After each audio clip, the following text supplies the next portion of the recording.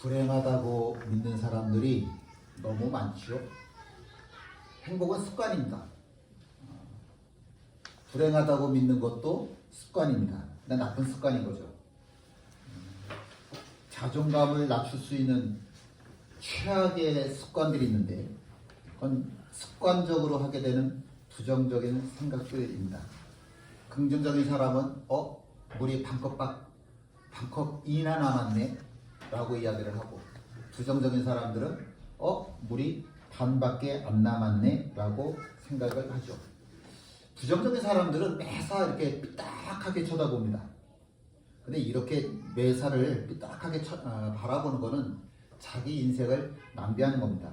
좋은 일이 얼마나 많이 있습니까? 근데 자꾸 세상을 삐딱하게 보다 보면 자기가 문제를 해결할 수 없다라고 자기 스스로의 능력을 제한을 두기 때문에 이 사람이 절대로 행복해질 수가 없죠. 자존감을 낮추는 두 번째 습관이 있습니다. 그거는 지나친 완벽주의라고 하는 겁니다. 이 세상 자체가 이 세상 모든 사람들이 다 완전하지 못하잖아요. 완전하지 못한 세상 속에서 살아가고 있는 우리인데 어떻게 우리가 완벽해질 수 있겠습니까? 실수하는 게 당연하죠. 실수하는 게 당연한데 자꾸 완벽해지려고 하는 거는 그것도 인생 낭비입니다. 시간 낭비고요. 에너지 낭비입니다. 자꾸 완벽해지려고 하다 보면 자기가 모자라는 부분만 크게 보이게 되고 자기가 모자라는 것 때문에 자꾸 우울해질 수밖에 없습니다. 세 번째로요. 자존감을 낮추는 최악의 습관이 있는데 그거는 과거에 멈춰있는 생각입니다. 제가 저한테 좀 상담을 해달라고 어느 분이 연락을 해오셨는데 제가 그분하고 도저히 상담을 못하겠어요. 왜냐하면 이분은 자기 과거에 빠져 있어가지고 거기서 아무것도 안 해요.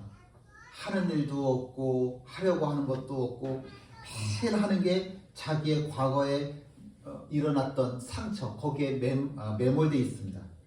이분하고는 도저히 상담이 안 되더라고요. 제가 시간도 안 되고 그분한테 쏟을 에너지도 없고 그래서 다른 분한테 이렇게 좀 상담을 연결해 드렸어요. 예전 같으면 좀 어떻게든 해보려고 했을 텐데 안 되겠어요. 과거에만 몰입돼 있으니까 제가 도울 수 있는 게 한계가 있더라고요. 과거에 빠져 있는 사람은, 과거에 매몰되어 있는 사람은 절대로 상처를 회복할 수가 없죠. 네 번째는 자기 자신하고 자꾸 남을 비교하는 마음이 자기의 자존감을 떨어뜨리는 최악의 습관입니다. 자기 자신과 다른 사람을 비교하면 100% 불행해질 수밖에 없습니다. 그런데 자기 어제의 나와 오늘의 나를 비교할 줄 아는 사람, 어제의 나와 오늘의 나를 비교하는 사람은 내일 더 성장할 수 있는 기회가 있습니다. 그렇게 되기 위해서는 우리가 정말 많은 훈련이 필요합니다. 제일 먼저 일어나면 감사기도 하나님 앞에 드리고, 일어나면 일단 찬양 먼저 좀 틀었으면 좋겠어요. 좀 찬송가든 복음성가든 틀었으면 좋겠습니다. 제가 이제 음악을 좋아하다 보니까 여러 가지 음악을 듣는데 음악이라고 하는 게 사람을 자꾸 이렇게 좀 가라앉히는 게 있어요. 근데 찬송가는 그런 게 없어요. 찬송가라고 하는 거는 이게 마음을 자꾸 다운을 시키는 게 아니라 평온하게 만들어주고 이게 힘이 나게 되고 왠지 모를 자꾸 우리가 힘을 얻을 수 있게 되는데, 이게 세상 찬양이라고 하는 건, 세상의 노래라고 하는 건 자꾸 사람을 이렇게 다운을 시키더라고요. 좋은 책 많이 읽고 좋은 사람 만나고 자꾸 내 생각을 긍정적인 사고로 바꾸면 자존감이 올라갈 수밖에 없습니다. 고린도전서 13장 4절 말씀에도 시기하지 아니하며 라고 말씀을 합니다. 시기하지 않는 것. 사람은요, 시기하지 않습니다. 인간관계를 깨뜨리는 가장 큰 요인, 대부분의 요인은 시기라고 하는 겁니다. 시기. 저 사람하고 나하고 사이의 관계를 깨는 것, 그건 틀림없이 거의 시기입니다. 우정을 깨는 것, 그거 거의 틀림없이 시기입니다. 시기라고 하는 건 다른 사람하고 나하고 비교하는 경쟁 의식에서 시작되어집니다. 근데 저 사람보다 내가 나아. 그럼 내가 우월감 생기겠죠. 근데 저 사람보다 내가 못해. 그럼 열등감이 생기겠죠. 우월감도 열등감의 일종인 거예요. 사람하고 자꾸 비교를 하다 보면 어떤 사람이든지 열등감에 사로잡힐 수밖에 없습니다. 내가 3시간을 기도한다. 넌 3시간 못 기도하네. 이게 기도 많이 하는 사람들의 그 공통언어인 것 같아요. 너 몇 시간 기도해? 나 3시간은 기도하거든? 야, 3시간은 기도해야지. 이 3시간이라고 하는 게 기도 많이 하는 사람들의 무슨 트레이드 마크인 것 같아요. 너 몇 시간 기도해? 너 몇 시간 기도해? 야, 3시간은 기도해야지. 3시간을 기도할 수 있다라고 하는 건 자랑하라고 하나님께서 나에게 은혜 주신 게 아니죠. 저 사람 그렇게 기도하지 못하면 내가 저 사람을 위해서 기도하라고 하나님께서 내게 기도할 수 있는 그 시간도 주시고 건강도 주시는 거지. 나로 하여금 자랑거리를 삼으라고 하나님이 나에게 3시간 동안 기도할 수 있는 그런 은혜 주시는 거 아니잖아요. 기도할 수 있는 힘 주셨으면, 그런 기도할 힘 받았으면 하나님 감사합니다. 그리고 하나님의 뜻에 따라서 기도하면 됩니다. 절대로 은사는 다른 사람과 비교하면 안 됩니다. 근데 불행하게도 고린도 교인들은 비교를 많이 하더라고요. 너 방언 못해? 너 그럼 구원 못 받은 거야. 너 예언 못해? 너 구원 못 받은 거야. 너 기도 이렇게 못해? 너 그럼 구원 못 받은 거야. 이 고린도 교인들은요, 자기가 받은 은사라고 하는 것이 기준이 되어서 다른 사람들을 자꾸 멸시하는, 비난하는 그런 참 못된 버릇이 있었습니다. 그게 고린도 교회예요. 그렇게 받은 은사를 가지고 너와 나를 비교하는 곳이 고린도 교회라고 이야기를 하면 그 고린도 교회 안에 사랑이라고 하는 것이 가능했었을까?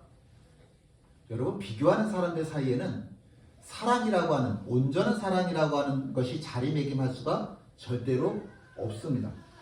물론 선의의 경쟁이라고 하는 것은 서로를 발전시킬 수 있는 원동력이 됩니다. 그런데 선의의 경쟁 거의 없잖아요. 경쟁의식을 가지고 있잖아요. 경쟁의식을 가지고 있으면 이 경쟁의식 때문에 저 사람은 늘 나의 적이 되어지고 내가 저 사람을 인정 안 하게 되잖아요. 그럼 이거는 사랑이 아니에요. 이건 절대로 믿음의 행위도 아닌 겁니다. 교회에서 문제를 일으키는 사람의 절대 다수는 다 열심히 넘쳐나는 사람들입니다. 열심히 넘쳐나지 않는 사람들은 교회에서 문제 일으키지 않아요. 그만한 에너지가 없기 때문에 그렇습니다. 내가 열심을 품기 때문에 그래서 교회에 문제를 일으키게 됩니다. 목사님이 나보다 기도 시간이 짧네. 장로님도 나보다 기도가 짧네. 이 교회는 문제가 많네. 이 교회는 왜 이런 예배가 없어? 저 교회는 왜 저런 예배가 없어? 이 교회 문제가 많네. 뭔가 열정이 많은 사람들은 자기를 기준으로 정해서 자기가 생각하는 것 이상이면 별 말을 안 하는데 시기하죠. 자기 기준보다 높으면. 근데 자기 기준보다 못나면 모든 사람들이 다 비난의 대상이 되더라고요. 나보다 헌금도 조금 하네. 나보다 봉사하는 시간도 조금이네. 나보다 성경도 안 읽네. 나보다 전도하는 시간도 짧네. 뭐가 그렇게 비교할 거리가 많은지 모르겠습니다. 이스라엘의 첫 번째 왕은 사울이죠. 12지파 중에 제일 작은 지파가 베냐민 지파인데 그 베냐민 지파에서 이스라엘의 첫 번째 왕이 뭐라고 그랬죠? 추대되었다? 선출되었습니다. 그러니까 베냐민 지파 사람들에게는 굉장히 큰 영광이고 사울에게도 굉장히 큰 영광입니다. 우리 지파가 제일 작은데 그런데도 불구하고 하나님이 나를 왕으로 세워주셨어. 얼마나 감사해요. 그래서 처음에 왕으로 시작할 때는 굉장히 겸손했는데 2년도 지나지 않아서 세상에서 자기가 제일 잘난 것 같고 왕이 되고 보니까 세상 모든 걸 다 가진 것 같으니까 왕의 자리를 이건 내 거야 라고 착각하게 되더라고요. 하나님이 주신 자리지 왕이라고 하는 자리는 그냥 잡이에요. 잡. 대통령이라고 하는 자리는 그냥 자리예요. 직업이에요. 그래 직업에 불과하고 그 자리를 떠나면 아무것도 아닌 거예요. 근데 내가 왕이니까 이건 다 내 거 같아. 아니면 하나님 거거든요. 내 거가 아니라 하나님 건데 그건 내 거야. 그래서 자기의 이름을 영원토록 보존하기 위해서 기념비를 세우죠. 영원토록 나를 기념해. 그래서 하나님께서는 모세한테도 무덤을 못 만들게 했잖아요. 사람들이 우상으로 삼길까봐, 사람이 존귀해질까봐, 사람이 아니라 그 사람을 존귀케 하신 하나님이 영광 받으셔야 되는데 자꾸 사람들 눈에는 내 눈에 커 보이니까 야, 이 사람은 위대해. 자꾸 사람을 우상으로 만들려고 하는 참 못된 습성이 있죠. 자기 자신을 위해서 2년 만에 기념비를 세운 그 사울. 그 사울이 그래서 영광스럽게 자기의 종말을 맞이했을까? 죽음을 맞이했을까? 아니요. 가장 비참한 자살을 하죠. 성경에서 이스라엘이라고 하는 나라에서 가장 비참한 죽음은 자살이에요. 가장 끔찍한 죽음은 자살이에요. 근데 사울이 그렇게 죽었잖아요. 그것도 같은 날에 세 아들과 함께 같은 자리에서 죽잖아요. 이것보다 더 끔찍한 일이 세상에 어디 있겠습니까? 사울이라고 하는 사람의 삶 자체는 시기였어요. 내가 왕이면 내 아들도 왕이어야 돼. 이 왕의 자리는 하나님께 아니라 내 거니까. 근데 다윗이라고 하는 사람이 너무 크네? 그러면 이 다윗을 견제하기 위해서 내 사위를 삼아야 되겠다. 사위를 삼아도 그래도 이 불안하네. 그때부터는 사울을 죽이기 위해서 평생의 삶을 바칩니다. 왕이라고 하는 자리가 얼마나 할 일이 많아요. 그런데 이 왕이라고 하는 자리에서 사울이 제일 열심히 한 일은 다윗을 죽이려고 끊임없이 노력했다라고 하는 거죠. 우리 지난주 오후에 헤롯에 대해서 오후에 사모님이 강의를 하셨죠? 헤롯 첫 번째 헤롯, 물론 그 위에 아버지도 있지만 우리가 이야기하고자 하는 첫 번째 헤롯 이름은 헤롯 안티파스입니다. 야곱과 에서가 있었죠. 근데 이 에서의 후손을 에돔이라고 하는 나라인데, 에서의 후손을 에돔이라고 하는 나라인데, 이 헤롯은 이스라엘 사람이 아니라 에돔 사람입니다. 에돔. 근데 정치적인 수완이 굉장히 뛰어났어요. 정치적인 수완이 아주 뛰어났는데, 예수님이 태어나시기 직전에 예수님께서 태어나시기 직전에 이스라엘에 잠깐 나라가 독립했던 적이 있었어요. 우리가 그 이름을 들어볼 일이 거의 기회가 없는데 하스몬이라고 하는 나라예요. 하스몬이라고 하는 나라가 80년 동안 잠깐 독립국가를 만들었던 적이 있어요. 이스라엘이라고 하는 이름을 쭉 가지고 오다가 이 하스몬이라고 하는 왕조가 이제 만들어집니다. 그 하스몬이라고 하는 왕조가 에돔을 정복을 해서는 이 에돔 사람들을 다 유대교로 개종을 시켜버렸어요. 그래서 헤롯도 유대인, 이스라엘 사람은 아니지만 에돔 사람이지만 이스라엘 사람은 아님에도 불구하고 유대교로 개종을 하게 된 거죠. 정치적인 수단이 아주 뛰어나다고 그랬잖아요. 그래서 로마 황제 폼페이우스의 도움을 받아서 헤롯이 유대 땅을 다스리는 왕이 되는 겁니다. 그리고서는 자기 아들 헤롯을 왕을 세웠는데 아버지하고 구별하기 위해서 이 사람을 헤롯 대왕이라고 이야기를 합니다. 이 헤롯 대왕은 예수님이 태어나실 때 그 당시 예수님이 태어났던 당시의 왕이에요. 이 둘째 아들이. 이 아버지하고 구별하기 위해서 헤롯 대왕이다 이렇게 부르는데 이 사람도 굉장히 정치적인 수단이 뛰어나고 경제적인 안목도 굉장히 뛰어났었습니다. 그래서 로마 황제 안토니우스를 등에 업고 이 헤롯도 왕이 되었어요. 근데 내가 왕이 되긴 했는데 유대의 왕이 되기는 했는데 문제는 뭐냐면 나는 에돔 사람이에요. 이스라엘 사람이 아니라 나는 에돔 사람인데 이스라엘 왕이 되고 보니까 사람들이 저마다 다 한마디씩 하는 거예요. 너 이스라엘 사람도 아닌데 네가 왜 우리의 왕이야? 너 이스라엘 사람도 아닌데 왜 우리의 왕이야? 사람들이 다 한마디씩 하는 거예요. 그래서 그 사람들의 말을 막기 위해서 그 하스몬이라고 하는 왕조가 있었다고 그랬잖아요. 그 하스몬이라고 하는 왕조의 공주하고 결혼을 해요. 난 이래봬도 왕족하고 결혼했어? 그러면서 생각하는 거죠. 나는 이제부터 너희들이 말하는 이스라엘 사람도 아니면서 왕이네? 아니야. 난 이제부터 이스라엘 사람이야. 왜냐하면 너희들의 왕족, 공주하고 결혼을 했으니까 나는 이제부터 이스라엘 사람이야. 그렇게 자기 스스로를 위로하는 겁니다. 이 사람이 굉장히 큰 일도 했어요. 어떤 일을 했냐면 자그마치 82년 동안에 82년이나 걸쳐서 예루살렘 성전도 졌거든요. 굉장히 큰 일도 했어요. 좋은 일도 했어요. 솔로몬이 성전을 지었을 때 굉장히 화려하게 짓긴 했지만 그거 14년밖에 못 지었거든요. 14년 걸렸어요. 근데 자그마치 헤롯은 82년에 걸쳐서 성전을 지었으니까 얼마나 화려하겠습니까? 좋다라고 하는 온갖 대리석으로 예루살렘 성전을 다 휘가봤고요. 그 대리석마다 다 금으로 쳐발랐어요. 황금 궁전이에요. 정말 황금 궁전이에요. 예루살렘 그렇게 돈 많이 들어간 정말 거대한 솔로몬 때보다 더 거대한 성전을 지었던 사람이 헤롯이었습니다. 그러니까 자기 자신은 나는 이래봬도 이스라엘 너희들한테 할 말 있어. 너희들 잘 먹고 잘 살게 해줬지. 예루살렘 성전도 잘 져줬지. 그리고 나는 공주하고도 결혼한 나는 진짜 이스라엘 사람이다. 그렇게 자신만만했었죠. 그런데 자기가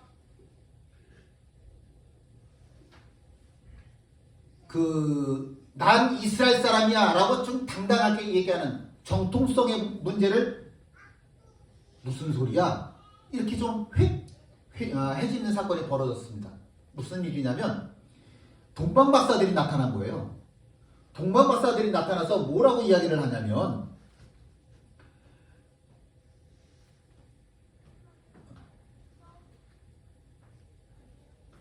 요거 얘기 먼저 할까요?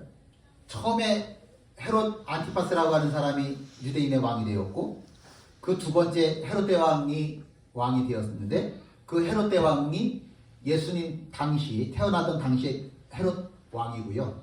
그리고 헤롯이라고 하는 사람이 나중에 또 나오죠. 그 사람은 예수님 십자가 달려 돌아가실 때 헤롯, 그 사람은 분봉왕 헤롯. 이렇게 할아버지, 아버지, 아들 이렇게 3대가 성경에 기록되어져 있습니다. 지금 우리가 말씀을 나누고 있는 건 두 번째 헤롯 대왕 이야기입니다. 이 헤롯 대왕에게 동방박사들이 찾아와서 뭐라고 이야기를 하냐면 유대인의 왕이 어디 있습니까? 라고 물어봐요. 내가 유대인의 왕인데 헤롯이 내가 유대인의 왕인데 동방박사들이 나타나서 넌 이스라엘 사람들의 왕 아니잖아. 넌 에돔 사람이잖아. 진짜 유대인의 왕이 어디 있어? 넌 가짜야. 라고 정면으로 얘기를 하네. 이 질문을 받으면서 헤롯이 고민이 생기는 거예요. 이스라엘 사람들이 내가 이스라엘의 공주하고 결혼했음에도 불구하고 나를 왕으로 인정하지 않고 자기네들끼리 지금 새로운 왕을 추대하려고 준비 중에 있구나. 역정모의하고 있구나. 그리고서는 알았어. 동방박사들한테 이렇게 이야기하죠. 진짜 왕이 태어나면 나한테도 얘기해줘. 나도 가서 경비할게. 사실은 가서 그 아기를 죽이려고 하는 거죠. 그런데 동방박사들이 헤롯한테 아무런 이야기도 안 하고 자기네 나라로 돌아가 버렸어요. 헤롯이 기분이 나쁜 거예요. 나한테 얘기도 안 하고 돌아갔어. 그때 그 아기가 어디서 태어났어? 베들레헴이요. 그래? 그럼 베들레헴 근처, 베들레헴 주변에 있는 모든 2살 이하의 사내 아기들은 다 죽여. 수십 명인지 수백 명인지 수천 명인지 그건 모르겠어요. 그건 모르겠지만 감히 내가 왕인데 유대인의 왕이라고 하는 또 다른 이름을 가진 아기가 태어났다. 아기. 또 다른 아기가 태어났다고? 그럼 죽여. 누군지 모르는데요. 그냥 그 지역에 있는 모든 사내 아기들 다 죽여. 이게 시기심이라고 하는 거죠. 누군가를 인정해 주는 것이 아니라 감히 나하고 비슷한 수준에 올라오면 안 돼. 나하고 같은 수준이면 안 돼. 이 시기심이라고 하는 건 사람을 죽일 수 있는 마음입니다. 사랑이라고 하는 거는요, 성내지 않는다라고 고린도 전서 13장 5절에는 말씀합니다. 여기서 성내지 않는다 할 때 성이라고 하는 말은 흉기라고 하는 말이 있어요. 흉기. 그러니까 화라고 하는 뜻이 아닌 우리가 일상적으로 화를 낼 수 있잖아요. 그런 화를 얘기를 하는 게 아니라 갑자기 그냥 분노를 일으키는 거 있잖아요. 왜 화를 내지? 우리가 이해할 수 없는 거예요. 어제도 프랑스인가요? 프랑스인가요? 독일인가요? 의사가 차 몰고서 그냥 막 몰고 다닌 거예요. 그 70명이 다쳤더라고요. 그런 거. 그게 성이에요. 갑작스럽게 분노를 터뜨리는 거. 저 뭐지? 근데 이게 성이라고 하는 게 현대인들의 가장 큰 특징이 됐어요. 이유도 없이 갑자기 화를 내는 사람들이 너무 많아졌어요. 이 시대가 사랑이 없어졌다라고 하는 증거예요. 성이라고 하는 건 갑작스러운 분노를 이야기하는데, 이 갑작스럽게 분노를 일으키면 자기 자신에게도 흉기가 되고 다른 사람들도 해치는 흉기가 되어집니다. 왜 저러지? 이해할 수 없는 분노를 간직하고 살아가는 이 시대가 참 안타깝기 그지없습니다. 사람이요, 시기를 하면 자기를 과시하기 위해서 자기 능력을 더 과장하게 되어 있습니다. 헤롯이 아기 예수가 누군지도 모르면서 아기가 유대인의 왕이라고 하는 아기가 태어났다라고 하는 그 소식을 들으면서 자기 능력을 더 과장해서 나타내가지고 다 죽여버려. 이렇게 되잖아요. 우리나라도 마찬가지잖아요. 대통령이라고 하는 자리는 그냥 직업인데도 불구하고 그 자리에 자기 위엔 아무도 없는 거지. 모든 사람들은 다 자기 밑에 있어야 되는 거지. 그러니까 말도 안 되는 계엄령을 터뜨리잖아요. 이건 정신병 문제예요. 이건 정신병의 문제입니다. 인간관계의 모든 문제는, 거의 대부분의 문제는 시기에서부터 시작되어지는 겁니다. 이 시기라고 하는 말은요, 히브리어에 보면 또 다른 뜻이 있어요. 열정, 열심, 이렇게 있어요. 우리가 성경을 읽을 때 하나님의 열심이라고 하는 단어가 나오죠. 제로스라고 하는 말인데, 그 하나님의 열심을 사람에게 사용할 때는 시기라고 하는 단어가 돼요. 근데 이거를 하나님이 사용하실 때는 하나님의 열심, 하나님의 열정, 이렇게 사용되어지는 거예요. 사사로이 사용할 때는 시기가 되어지고, 하나님의 마음으로 사용할 때는 열정이라고 하는 뜻이 되어지는 겁니다. 자기 일에 열정 없는 사람들 많아요. 살아가면서 자기 삶에 아무런 열정 없는 사람들도 정말 많습니다. 그런 사람들한테는 아무것도 기대하지 못하고 인간관계를 맺을 때 자기 자신한테 아무런 열정도 없는 사람하고는 상대하지 마세요. 에너지만 뺏겨요. 자꾸 지쳐요. 그런 사람들은. 그런데요, 이 시기라고 하는 것이 많은 사람은, 이게 성이라고 그랬잖아요. 아까 흉기라고 그랬잖아요. 자기 자신의 열정에만 집중하는 사람들은 흉기예요. 부모가 자녀를 향해서 자꾸 다른 집 자녀들하고 비교하는 그 시기는 흉기예요. 나도 죽이고 내 자녀도 죽이는 게 그 시기라고 하는 거죠. 시기. 나의 열심이 흉기가 될 수 있다라고 하는 사실.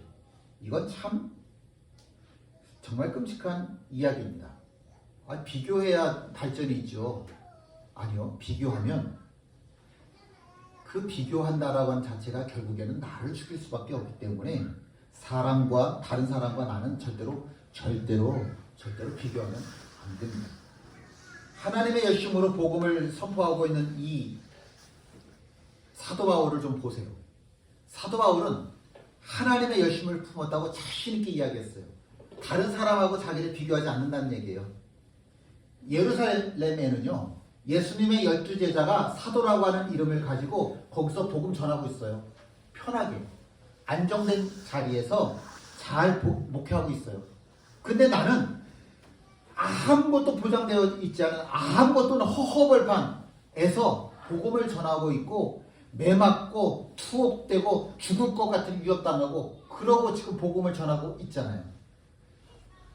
나는 이렇게 어려운 가운데 있지만 그 누구하고도 비교하지 않고 하나님의 열심을 가지고 복음을 전한다는 얘기예요.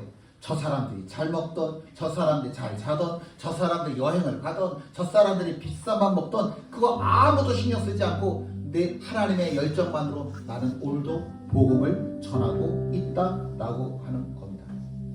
그 복음의 열정을 가지고 하나님의 열정을 가지고 데살로니가에서 복음을 전했을 때 그 복음을 들었던 많은 사람들이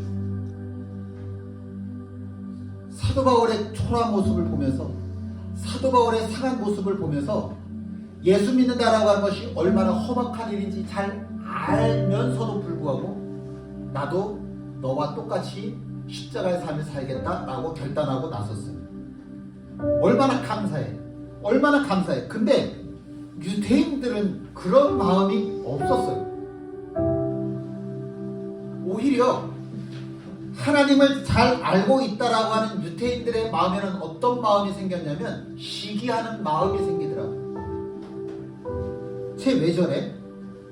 바울이 전하고 있는 복음의 내용에는 아무런 관심이 없고 바울이 복음을 전했더니 세상에 저 사람들이 결단하겠다 그러고 작정하고 나서네? 뭐야? 나는 여기서 몇 년 동안 몇십 년 동안에 애를 써도 아무런 일도 일어나지 않았는데 저 사도 바울은 복음을 전한 지 3주 만에 이런 일이 일어난다고?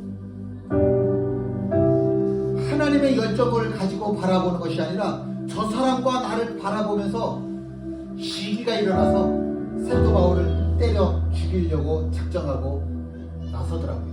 여기 보시면 저자라고 하는 말이 시장이라고 하는 말이죠. 시장에 어떤 불량한 사람들, 깡패들을 동원을 해서 데리고 떼를 지어 몰고 다니면서 성을 소동하게 되면서 사도 바울을 잡으려고 쫓아다닌 거예요.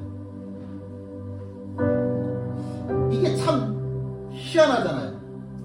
성이라고 하는 것, 시기라고 하는 것, 이것은 하나님의 열정이 아닌 나의 열정이 되어버리면 흉기가 되어서 나도 해치고 남도 해치게 되어지는데 이 유대인들의 시기라고 하는 것은 자기 자신들을 해치고 있다는 사실을 정말 몰라요. 정말 몰라요. 우리가 지금 2024년도 이제 이번 주 한 주간 남았고 이제 다음 주 한 주간, 2주간 남았네요. 성탄절을 맞이하는 마음, 어떤 마음들로 맞이하고 계십니까? 저는 연말은 회개하는 시간이라고 생각을 해요. 나를 돌아볼 수 있는 시간. 다른 사람에 비해서 나는 요만큼 가졌네. 다른 사람보다 나는 요만큼 더 많이 가졌고 다른 사람보다 나는 덜 가졌네. 그렇게 다른 사람하고 나를 비교하는 시간이 아니라 오직 나를 돌아보는, 내가 이 해를 시작하면서 하나님을 향해서 나는 이러한 마음을 가졌는데 아, 내가 하나님 앞에서 이만큼 성장했구나. 내가 하나님 앞에서 이것밖에 하지 못했네. 하나님 올해 함께 해주셔서 감사합니다. 그렇게 나 자신을 돌아보고 회개하고 나를 채워나갈 수 있는 그런 시간, 그러한 시간이 지금입니다. 좀 가장 깨끗한 마음으로 우리가 동방박사들은 황금과 유향과 몰약을 드렸는데 우리들은 거룩한 마음으로, 정결한 마음으로 아기 예수님을 모실 수 있는, 만날 수 있는 이런 성탄절이 되었으면 좋겠습니다. 내 마음을 한번 좀 돌아보시고, 내 마음을 돌아보시면서 이 시간 우리가 찬양하고 기도하실 때 회개할 수 있는 그러한 시간들이 되면 좋겠습니다. 시기가 사라진 마음, 다른 사람들 좀 인정해 줬으면 좋겠고요. 다른 사람들 존경했으면 좋겠고, 내가 하나님 앞에서 정결하여지면 좋겠습니다. 함께 하셔서 찬양하십니다.